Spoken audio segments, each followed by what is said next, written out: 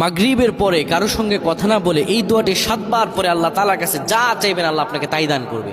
অভাবে আছেন, ঋণগ্রস্ত আছেন, মাথায় টেনশন, ঋণের বোঝা, বাড়িতে থাকতে পারতেছেন না, আল্লাহ সব আপনার পেরেশানি দূর করে দেবে ইনশাআল্লাহ, যদি আপনি আমলটি করতে পারেন। আমল মানুষের জীবন বদলিয়ে দেয়, আমল মানুষের জীবনকে পরিবর্তন করে দেয়। আল্লাহ তাআলা আপনার সব দোয়া কবুল করে নেবেন ইনশাআল্লাহ। মাগরিব নামাজের পরে কিবলামুখী হয়ে থাকবেন, কারো সঙ্গে কথা বলবেন না, কারো সঙ্গে কথা না বলে কিবলামুখী হয়ে আপনি পড়বেন আল্লাহুম্মা আজরিনা মিনান নার, আল্লাহুম্মা আজরিনা মিনান নার, আল্লাহুম্মা আজরিনা মিনান নার।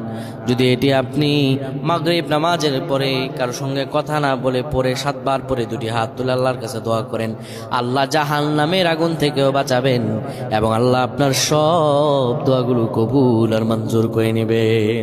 আল্লাহুম্মা আমিন।